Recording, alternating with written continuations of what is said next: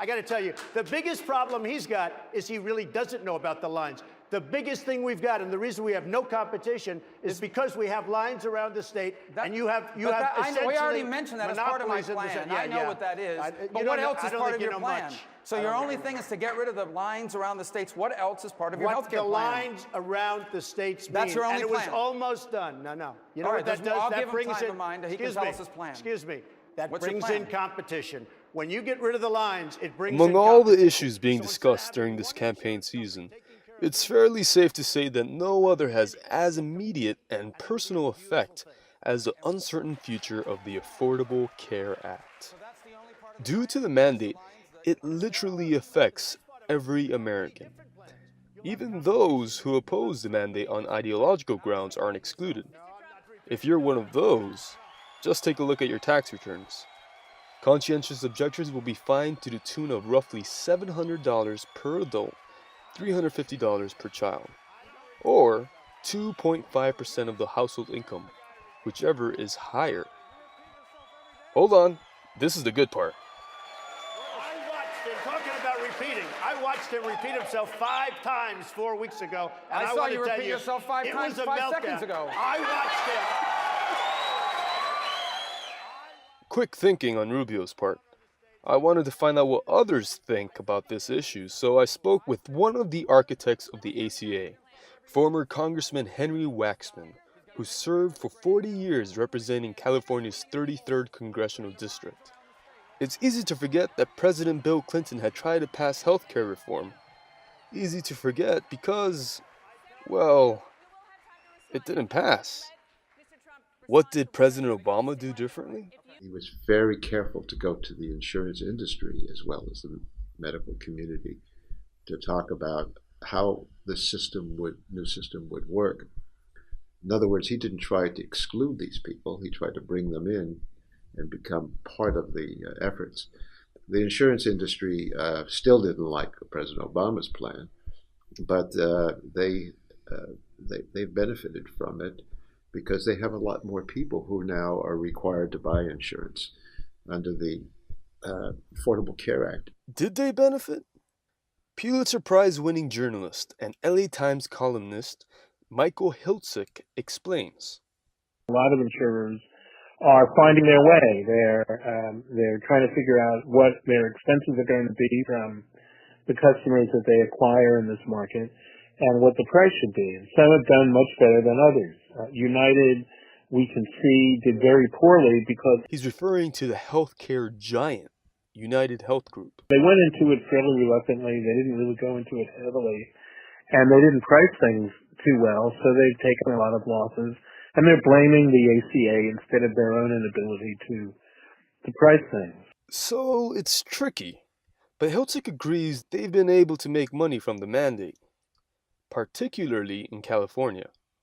Now back to the congressman, who explains the nature of the political game when it comes to passing controversial legislation. President Obama wanted to avoid a mandate because he thought that would be unpopular. But when he became president, he realized the system wouldn't work unless there was a mandate, and he had to change his mind. I don't remember whether Hillary Clinton was for a mandate or not. I just don't recall. She was. So was 2008 presidential candidate John Edwards, for that matter. I think that there was politics in the way they looked at the issue as they were campaigning. For example, today, Bernie Sanders is running against Hillary Clinton, and a lot of people think, oh, he's great because he's promising a single payer. Well, that he could not deliver on such a promise. And I think if he became president, it would be the rest of his term trying to accomplish that. Hiltzik tends to support the claim that it would be tough to pass a single-payer system. The insurance industry, which would be just about out of business should Sanders get his way, certainly won't be protesting Trump rallies anytime soon. Their role would certainly be reduced, and their potential for income and profits would be reduced. So they would be unhappy with it. I think they would lobby against it, and their argument would be that they've done a good job of negotiating prices from doctors and hospitals, which is which is arguable. The claim is arguable, but I think that's what you would see. But I think it's unlikely that even if Sanders became president, he would be able to implement the plan he set forth in any short period of time. It really would take years, probably a decade, maybe more. What about the Republicans? Disclaimer, Waxman is a Democrat, through and through. Most Republicans have taken the view they hate the Affordable Care Act. They want to repeal it. They call it Obamacare. They want to repeal it. They'd like to repeal Obama. And they said they want to replace it. But we've never seen their replacement. And their idea is, you open the borders so that the cheapest, crummiest plan anywhere in the country could be sold. And a lot of people would buy that because that would be the cheapest and they could afford it better. But by and large, the Republicans don't have an answer because that's no answer.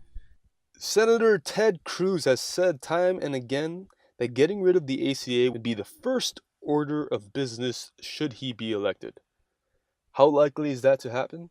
I wouldn't worry about it because he would be determined to do it and the Republicans would go along with him.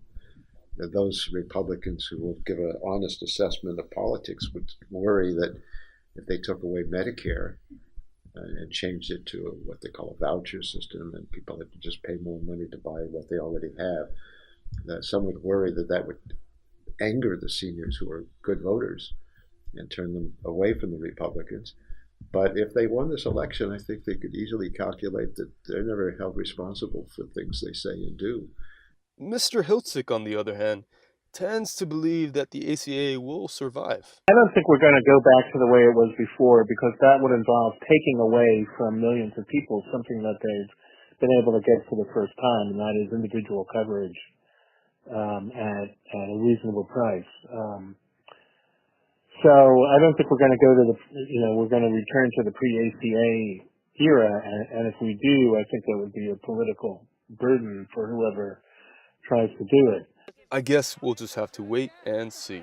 This has been Stan Vlodika reporting. To be competition among all of the states and the insurance companies. They're going to have many, many different plans. Is there anything else you would like to add to that? No, there's nothing to add. What's to add?